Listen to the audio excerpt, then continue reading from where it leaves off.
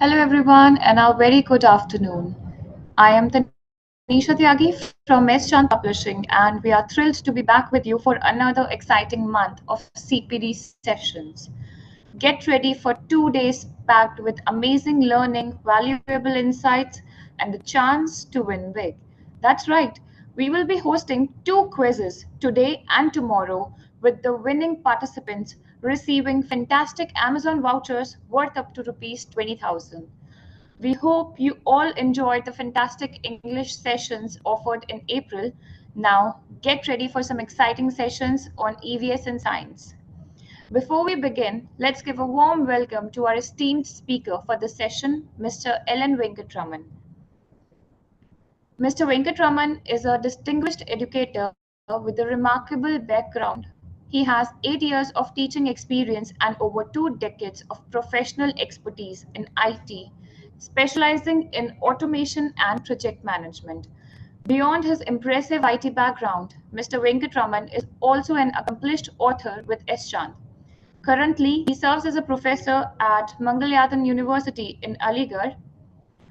There, he ignites the minds of young learners by teaching English communication courses to BA students and computer fundamentals and office automation to BCA students. Mr. Venkatraman's unique teaching approach is a captivating blend of passion, artistic perspective, and innovative methods. This makes his lessons not only informative but also engaging and accessible for students of all learning styles. Mr. Venkatraman is a graduate of physics from the prestigious Hindu College of Delhi University and holds a postgrad degree in metallurgical engineering from the Indian Institute of Science in Bangalore. But before we hand over the stage to Sir, let me remind you about the exciting quiz. We'll have a quiz after the third session, which starts at 4:30 p.m. today. Two lucky winners will be chosen based on their answers. So stay tuned until the very end. You might just be the one walking away with Amazon vouchers worth up to rupees 10,000. Now let's go through the housekeeping rules. Participants will be muted throughout the entire session. Please ensure you have a pen and a paper to note important information. Chat box will only be enabled during the Q&A round and as required by the speaker. To receive your e-certificate, please back form that will be sent to your registered email ID after all these sessions. Remember to participate in the quiz after the session. We will share the quiz link with you after the third session, that is after 5:30. Without further ado, let's give a warm welcome to Mr. Ellen Venkatraman. Over to you, sir. Thank you, Tanisha, for that wonderful introduction. So I'll begin right away. Let me start sharing.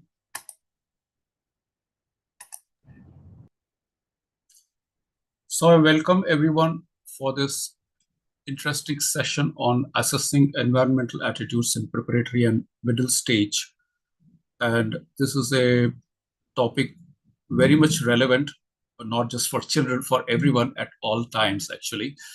But since it's really an important subject, it is best to start with the children. And let me proceed with the next one. So before we begin, I want to spend some time on why these CPD sessions. So we look forward to teachers becoming inspired teachers, and from the knowledge that you gain, you can enhance your skills and abilities and apply it to the real life situations.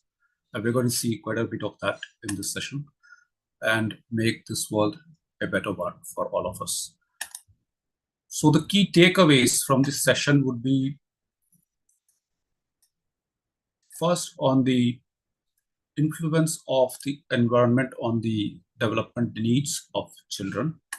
Second is the impact of the environmental factors on the child's attitudes.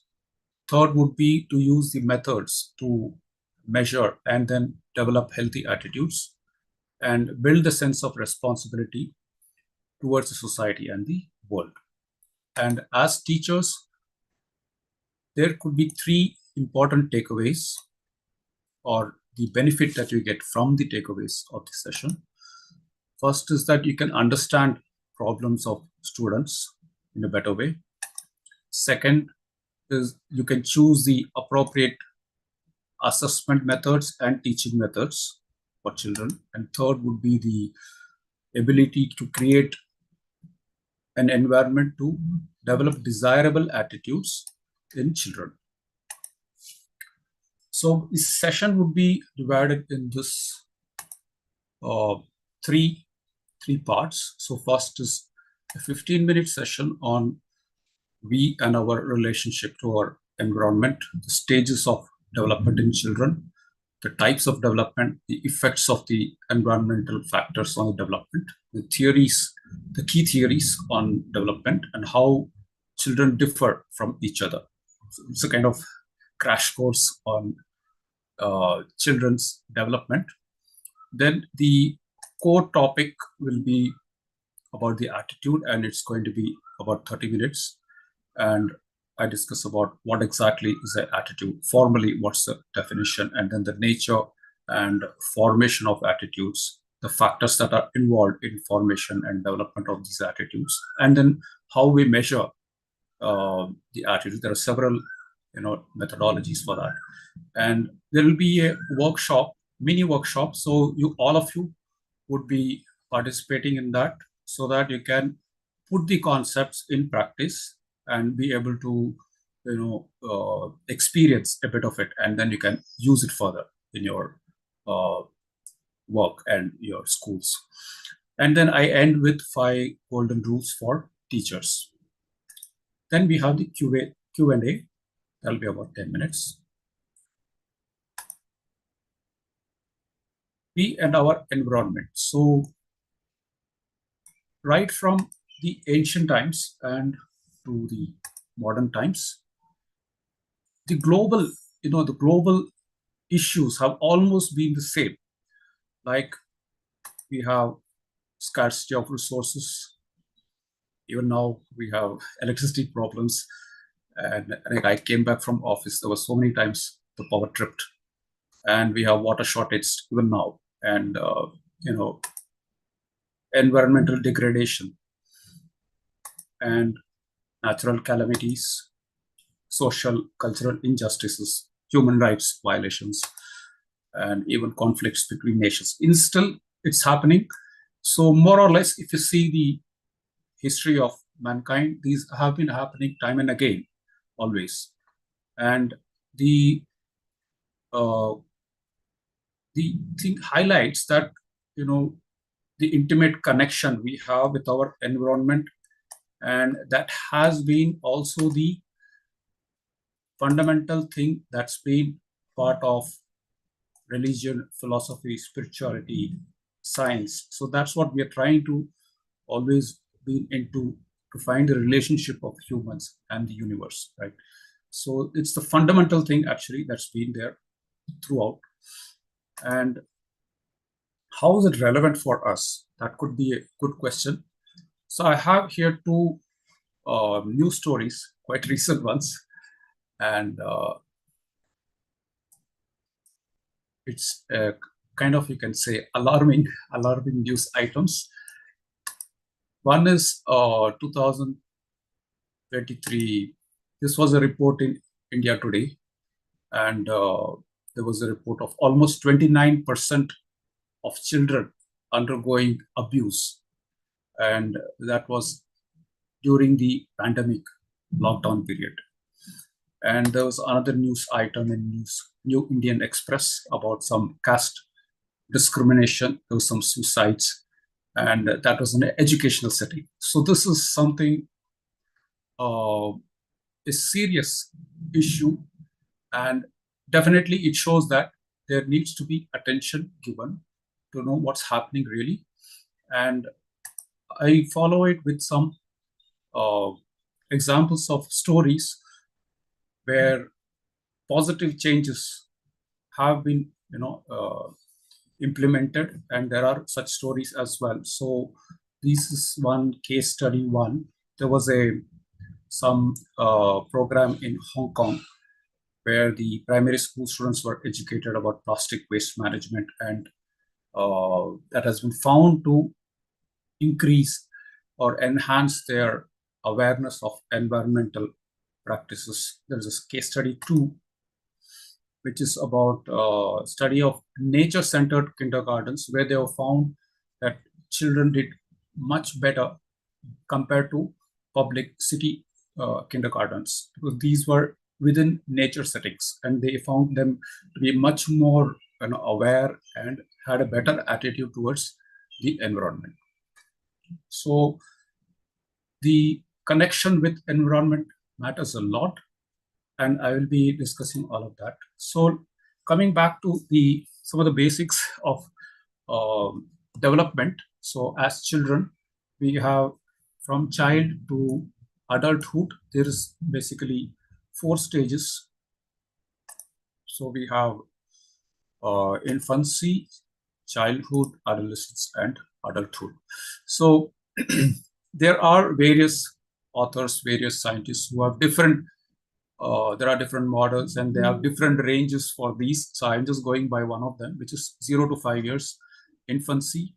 Normally we see very fast physical growth, and they begin to get the self-assertion. They want to dominate over others. They are emotionally unstable. They develop the rote memory. That's what gets developed, and then they have self-attachment. They want all the attention to themselves. Then we have childhood. There the physical growth is a bit slower, and they begin to question things. They like to explore around a lot, and they develop that concept of morality, and they like to be within groups. They want to do a lot of group activity. That's a natural, the inclination that they have. Then we have adolescence, and here again the growth is very fast, the physical growth, and here's when the abstract thinking begins, and they are again emotionally unstable.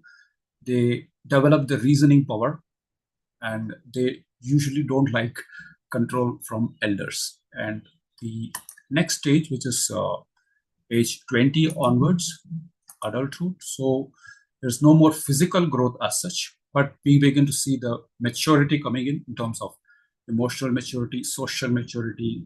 Then one begins to develop one's own philosophy of life, and also, of course, gets into a career, hence choosing a vocation. And these are the types of development. So this is physical, mental, emotional, and social. And each of these also have some factors involved. So physical, a lot of the initial years when love and affection matter a lot for this. And then we have play, exercise, nutrition, sleep, heredity, feeling secure. This also is related or directly linked to the physical growth. And then mental development. This has to do with nutrition, parent-child interaction, socioeconomic status, and there could be the stress factors. If the family has conflicts, those things also influence a lot during the mental development. And then emotional, here again, the school and family environment, physical development, social development, attitude of the parents, and as per the age, this also develops. And then we have the social development, and the factors involved are the family, school, emotional development, the influence of the community, influence of the friends, the peers, and also the intellectual development that has happened. So these are actually not like distinct things, but they all are interrelated, and this broadly classifies the kinds of or types of development that happen as children grow. And in terms of the environmental factors, I'm just showing them again. So this is family, then the school, the community, the natural calamities that might happen, and then also the socio-economic status. And in terms of the development, I see someone has raised a hand. Can we park that to the Q&A section? I'll take up at that time and answer the questions. So these are three important or eminent people who have really formed the foundational theories for the developmental psychology. And since their uh, contribution is really eminent, they need to be mentioned here. I'm covering them just in brief. So the first one is Jean Piaget. He did the cognitive development theory. In the middle, we have Lawrence Kohlberg. He had the moral development theory, and Erik Erikson's psychosocial theory. Each have focus on specific things, but they also have some limitations. Only Erik Erikson was the one who has the most comprehensive of these, and his theory is for the entire lifespan. The other two mostly are focused on the childhood.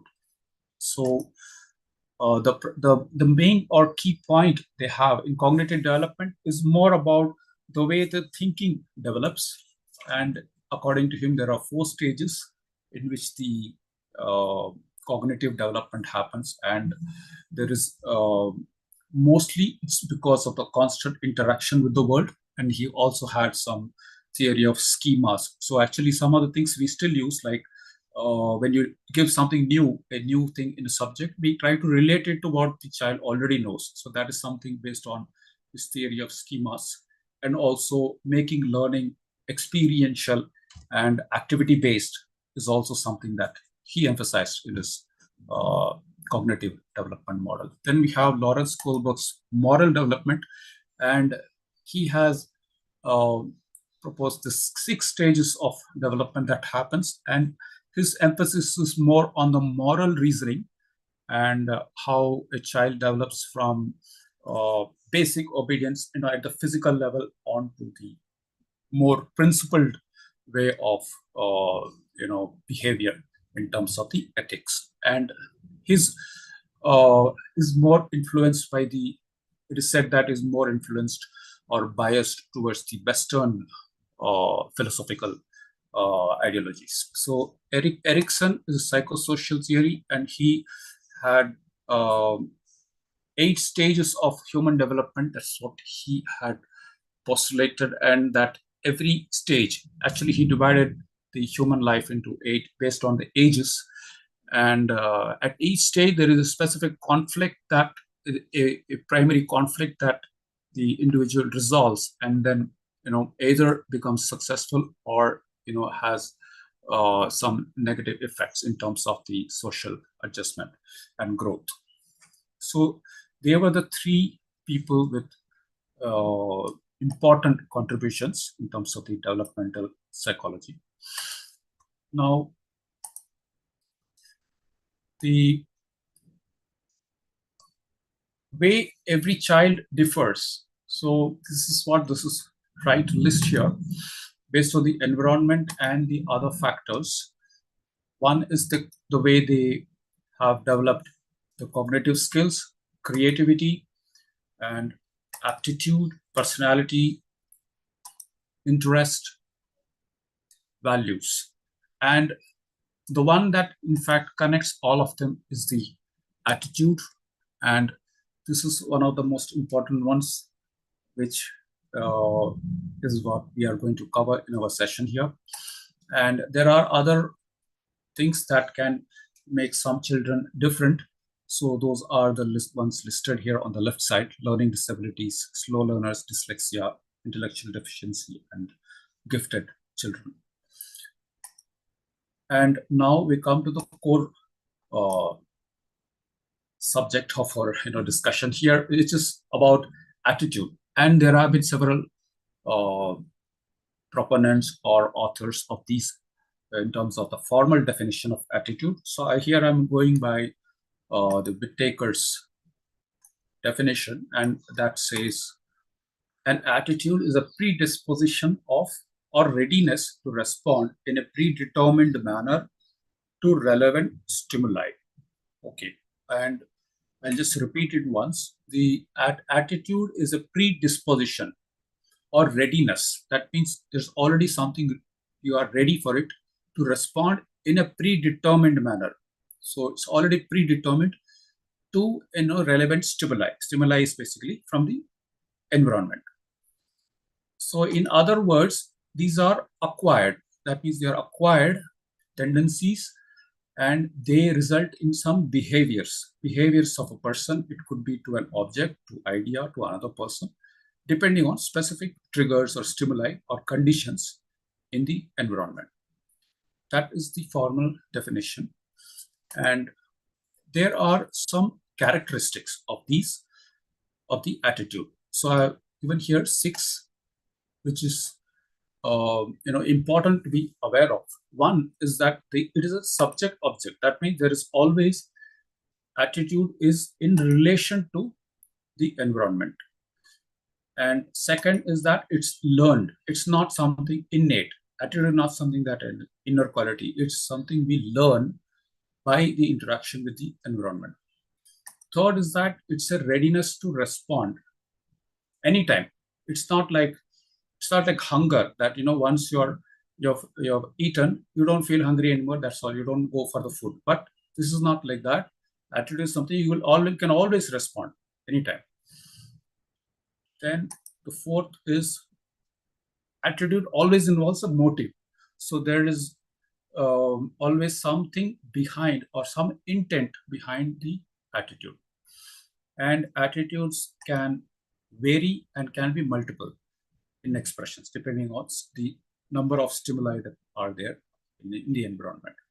And lastly, it can be either strongly positive or strongly negative, and it depends on the condition of the environment and the attitude. So this is a simple way you can remember about attitude, ABC. So A stands for affective. Affective means attitude always involves some feeling. So there is a feeling there. It generates feelings. B is a behavior. It is always having or involves a behavioral response. C is a cognitive element of that. That means it builds our belief system. And this is the ABC of attitude. And this ABC is what makes or helps develop attitude, and the attitude brings changes in beliefs, feelings, and behavior. It can be us or it can be others as well. So it works that way. ABC to attitude, attitude to again new kind of ABC. So this is important because it has then the potency to evolve or devolve behavior. That means you can go worse and worse. With a bad attitude, it can go worse and worse. But with a good attitude, it's possible to evolve higher and higher. And in terms of the formation of attitudes, so there are said to be 4 conditions. That means this is about the process of how attitude is formed. One is that it's an integration of experiences. That means you have related experiences, then you begin to develop an attitude. For example, let's say if you are you're good in you like doing hiking, you are good in gardening, you want to be outside, you're doing activities like that. Then if you join some movement, let's say outside, you join a social movement to clean up the surroundings, and you also join some club for the environment, then you develop, as these are all related, you tend to develop the positive attitude towards the environmental awareness and trying to you can take up the initiatives towards that. So this is like related experiences accumulating and then leading to an attitude formation. Second is differentiation of experiences. That means you have let's say you are purchasing online from several, like you do from Amazon, Flipkart, and so many others, and you find some of them are delivering perfectly on time, the quality of service is very good, then you tend to orient, or you are more you like some of them much more than the others. So because of the differences, you have now developed an attitude towards one of the companies as the preferred one. So this is a kind of differentiation leading to an attitude formation. Third is trauma or something dramatic that's happening. And this could be like you have some major surgery or you have a heart attack. Then that can lead a person from who's not caring much about health. It can become very much health conscious. So that's a kind of attitude that is formed due to a sudden or something very deep experience. Last one is adoption. So this is due to following somebody, like you like someone very much and they have some specific views and they keep telling about those views, and then since you like the person, and in terms of the child, then the child might try to follow. For example, the parents are regularly discussing politics about with political parties with some relatives or friends, and then the child might get influenced because of that discussion, and because the child likes that person or the parent, then the child might adopt that kind of attitude. So this is due to adoption. So these are 4 primary ways in which attitudes are formed. So the bottom line is that the experiences are what are forming it.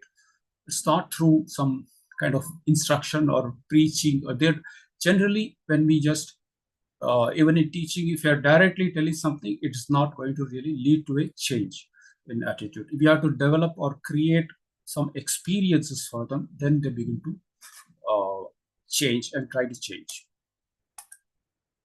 So I've now summarized the factors that are involved in the formation. So there is the top row is the factors which are internal to the person, and this is very much related to the growth and development of children. So first is the physical growth, then we have intellectual development, emotional development, social development, moral development. These are all the internal factors, and then the external factors are the family and the social environment. And now if I have to again put them into 3 buckets, then the environments would be either they are physical, or they are psychological, or they are social. These are the broad categories of the environmental factors for attitude formation. Now we'll see how we can use this. This is about attitudes do change. So there could be because of triggers in the social environment, or because of expectations, or because of mass media or this propaganda, or because of new learning or education or new experiences. So there are several ways the attitudes can change. So these are dynamic. Attitude is not something static. That's what it's trying to highlight here.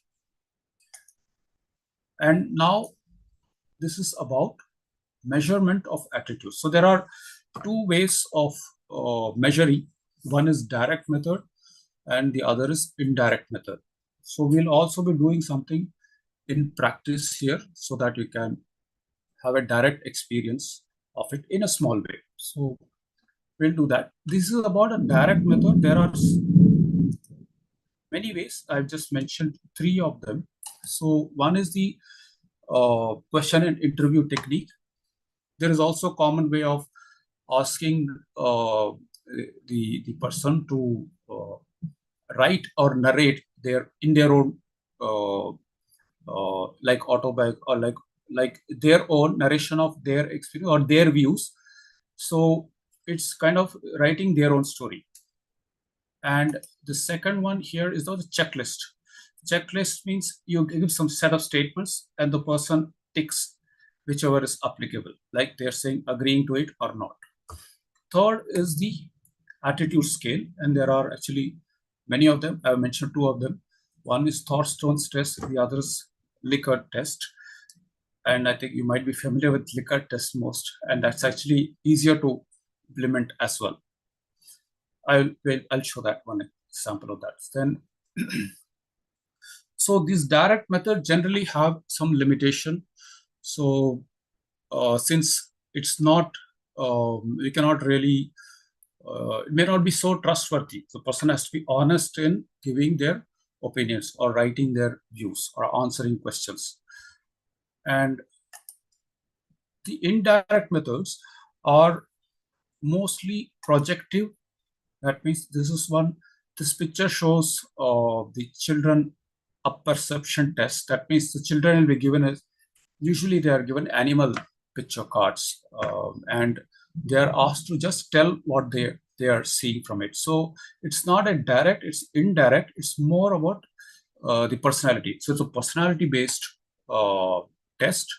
So projective with interpretation. So here both matter. So projective means so they are asked to give their responses in their own way. Nothing is right or wrong, and they are not also told what is the purpose of this. Okay, they're just asked to tell what they see from that. And there are different ways. One is the story that the one I show that's shown here in the image, which is CAT. That is, you show cards with pictures of animals or animals in some actions or in some situations. And the other second, word association. That means you just tell some word and ask the child to say the first three words that come to their mind, and then you note that down, and then you keep doing it for some time, and then comes the interpretation part. I'll come to that. So the third could be sentence completion. So you give part of a sentence, ask the child to complete the rest of the sentence. So as we see the response, then we begin to interpret, and it gives some insights into the personality of the child. And there could also be like giving picture cards and asking the children to make a story out of that. And depending on how they make the story, what we can come to know about the values they have, the kind of attitudes they have. Like, for example, if it's a parental role in the story they make, then we can know the way they have made it. We can know how much they value parents or what kind of behaviors they have towards parents. So these things can be found. So that's why here the interpretation matters a lot. And the way we interpret also is important for that. So normally it's suggested that we combine both direct and indirect methods. But actually, the procedures, for example, I showed in the previous one about attitude scales. There needs to be more or deeper understanding on that. It's not possible to cover in just this one session. That needs something more in terms of, it can be a course actually. So there are procedures to create the attitude scales and all that. Okay, so I'll just move ahead and give you some sample of that. But before that, this is the key principle behind measuring attitude. So what we do is there should be the attributes of the three that I said about the environments: physical, psychological, and social. So we decide the attributes, and then the awareness of the attributes. So we need to, when we design a method of test, these need to be considered and checked for the person who is responding. So how much they are aware of these attributes and their preference or liking for these attributes. And lastly, the importance they attach to the attributes. Okay. Now we'll do one practice of the direct method. Direct method, in this I will use a Likert scale method, and I am going to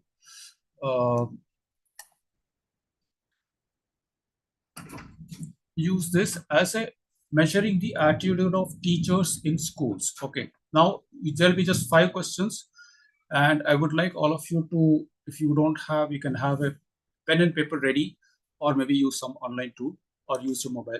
But important is this is right now I'm doing for teachers, but you can do the similar one for children. You need to modify things accordingly. So this is just a sample of 5 questions, and this is the way the Likert scale usually is. This is the rating you might have seen in other surveys. So the points are given. 5 is strongly agree, 4 is agree, 3 is neutral, 2 is disagree, 1 is strongly disagree. Now, if there are negative statements, you need to do reverse of the score. And reverse is possible in this case by subtracting from 6. That means if you have chosen 5 for the negative statements, the actual value to be given will be 6 minus 5. That is 1. Basically, it will reverse this score. So I would like you to put a value to these. Okay, and we'll do that for the 5 questions here. Okay, then we'll see. I'll show you the scorecard, and then you can understand whether the attitude is positive or negative, or to what level it is. So the first one is, I feel that the teaching quality in our school is consistently high. So you can mark the score here based on whether you strongly agree, which is 5, to strongly disagree, which is 1. Okay. This one is a positive statement, so the value will be as it is, as shown in this table. I'll move to the second one. Teachers in our school are not well prepared for their lessons. So this is a negative statement. So supposing your answer is agree, which is 4 here, the actual value you have to put is 6 minus 4, which is 2, because this is a negative statement. Okay, there are only 2 negative statements in this. I hope you have done this score. Then we'll have third one. Our teachers actively engage students in the, please keep the scores to yourself because you have to add it up. So our teachers, because I'm seeing things in chat here, our teachers actively engage students in the learning process. So again, you can mark your score, whether you strongly agree, neutral, disagree, or strongly disagree. Fourth one, this one is a negative statement. The teaching methods used in our school are outdated. So in this case, if your answer is agree, let's say 4, then the marks you should put is 6 minus 4, which is 2. Okay, I hope that is clear. Then the last question here is, I am satisfied with the level of professionalism shown by our school's teachers. And you can give your score. If you strongly agree, it is 5. If you strongly disagree, it is 1. And then in this Likert scale, what you do is just sum up your scores you had for all the 5. So it can be a range from either it is from 5 to maximum 25. That's a possibility. And if you have added it up, this is what it would mean. If it is between 5 and 10, it's a highly negative attitude. 11 to 15, somewhat negative. 16 to 20, somewhat positive. 21 to 25 is highly positive. So this is an example of a Likert attitude test. Here I have used it because you are all adults here. So this is for teachers. I have chosen as the topic. Likewise, you'll have to modify for children. But Likert is the, I would say, easiest among the attitude scales to implement. I would like to see some chat responses about your final score. I see some 19, 21, 24, 90, 20. Excellent. Yeah. Okay, thank you for your responses. So now let's move on to the indirect method.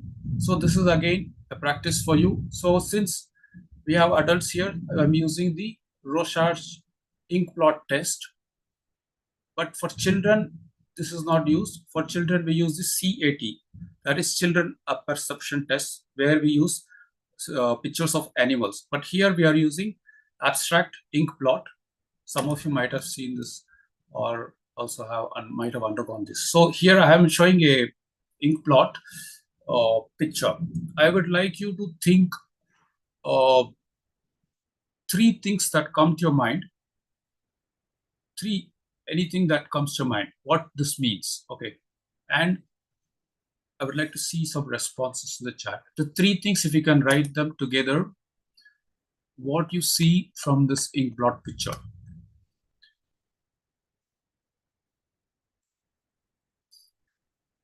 Butterfly alien. Lots of butterflies rising from ashes. Interesting.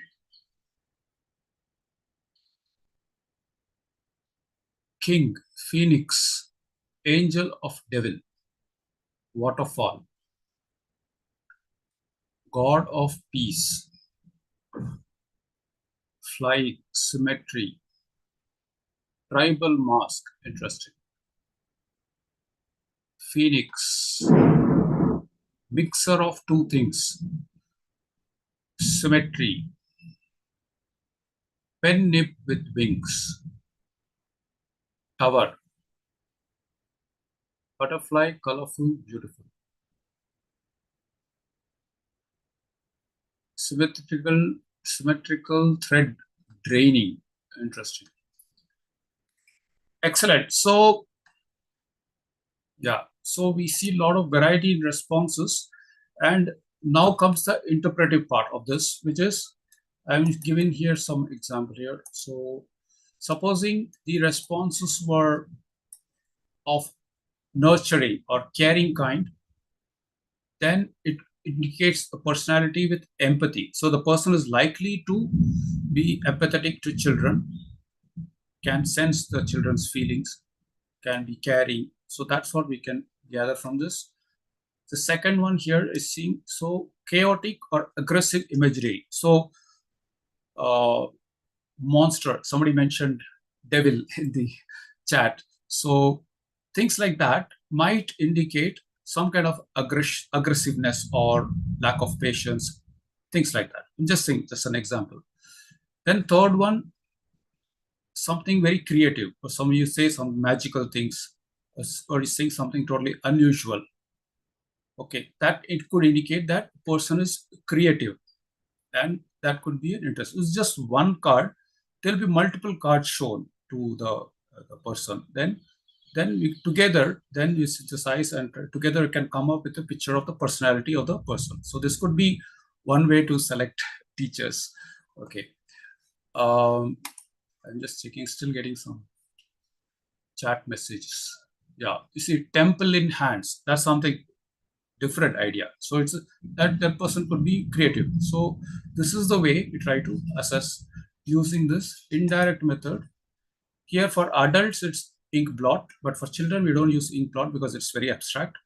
So children, we use direct pictures of animals. There is a specific thing for that set of cards for children. So I hope you enjoyed doing this practical session. I will proceed further now. Now coming to a real situation, now how the teachers can use these in practice for their, let's say the school situation. There could be for learning effectiveness measurement or for analyzing like complex issues. So I'm giving some examples where you could use like these methods for progress in learning. So one is influence of the parental attitudes on children's perspective on recycling. Let's say you're trying to bring in or make them or educate them about recycling, then this is some relation we can see. Maybe they are not because parental attitudes are not favoring that. So we can measure that or assess that using one of these tests. Second example is effect of school-based environmental education on children's attitudes towards conservation. So we can try to relate how the school's programs are impacting the children's attitudes, whether they are or are not. So we can do a test based on this measurement. Maybe one of the attitude scale tests can be used for that. Third is the role of media exposure on shaping the children's views on climate change.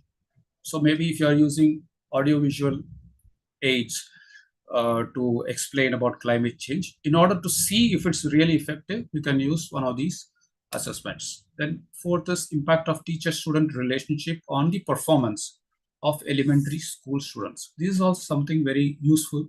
You can try to assess using some of these tests. And the other one is analyzing complex issues. So one could be like impact of the bullying on social skills of elementary school children. or effect of screen time on physical activity levels and obesity in elementary school children. Influence of nutritional quality on cognitive performance. Studies have been done actually already on these. So these are some examples I just given so that you can get or relate to it in a real scenario in schools. And in order to really make, if you're planning to implement something like this in a school or institution, we'll need to definitely get deeper and have a broader understanding of all the things that are there. So I've tried to mention these here. One is we need to be clear and be aware of what exactly is to be measured, who is to be assessed, who is to be measured, the level of accuracy needed, the costs that are involved, because some of these tests involve more cost. For example, you have the Thorstone attitude scale. You need more people there. You need to have set of judges and decide the value of the various statements. So there is long process there. So there could be more cost involved there, and hence also the choice of method that also need to be clear. Then we need to understand there are limitations for some of these methods. So limitations, how to create a scale, that itself needs some understanding. Then we need to be um, having knowledge of how to check validity of method, reliability of method, sensitivity of a method. Sensitivity means if two peoples have responses, how clearly that value can differentiate between the two in terms of attitude. So those things. And then also you need to have a team if you want to form this kind of or implement these kind of initiatives to assess. Then we need a team. We need to identify what attitudes to assess. We should be able to work with standard templates, implement the best practices for these, and be able to have a team to devise a strategy. And not just assessment is just one part. Then we need to develop programs or activities or something which can create the environment to build better attitudes. So this is kind of a summary of what might be needed further to actually implement the things on the ground, so and benefit from that. So I'm ending here with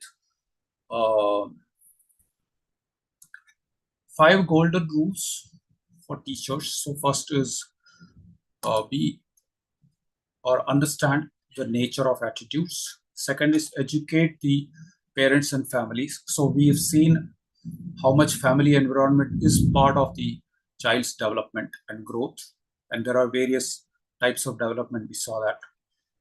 Then group interaction. So this is a very important one. Group interaction is where the attitudes really are forming, because that's where we have the experiences, and group interactions are very important. They have a key role to play in attitude formation. Fourth is lead by example. Fifth is ensure that you have appropriate conditions for growth and development. Growth and development is a big factor. We saw so many internal factors were there for attitudes, formation and leading to desirable behavior. So it's an important thing. And these are some of the books you can refer if you want to go further into it. There are some very good books. And that's the end of this session. If you want to reach out, you can contact me in this email address. So now I'm open to questions. Participants, if you have any questions, please drop your questions in the chat box.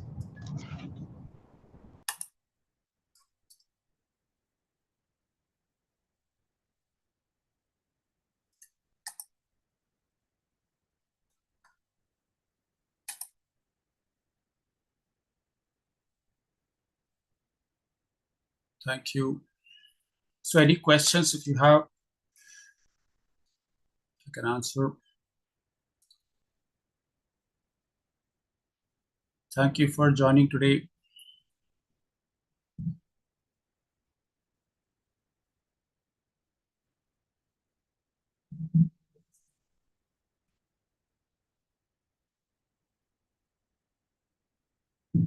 Okay, I see one question. There's lots of messages.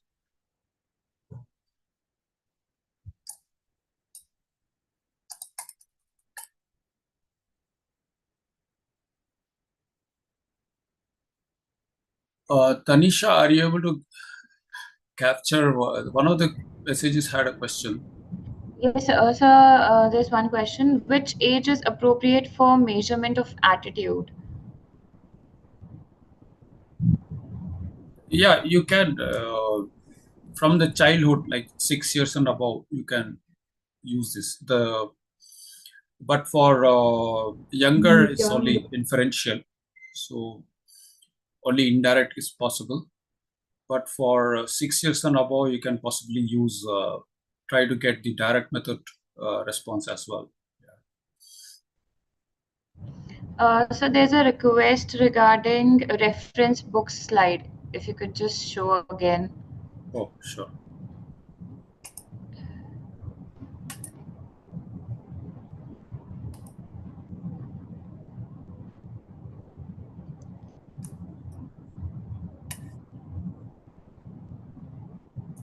Okay, so there's one more question. How can we relate student with nature? Yeah, one second. Let's show this. एक और पूछना है if there is an issue. Is it coming on the screen? Not yet.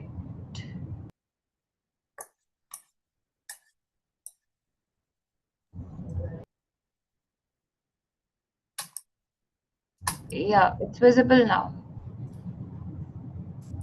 Okay, is it duplicated? Yeah. So the question was how to How relate. can we relate student with nature? Yes, sir. It depends which age group. So you can, if you can let me know what's the age group. Okay, so there's one more question. How long does it take for kids' attitude to change if it's already formed in the formative age?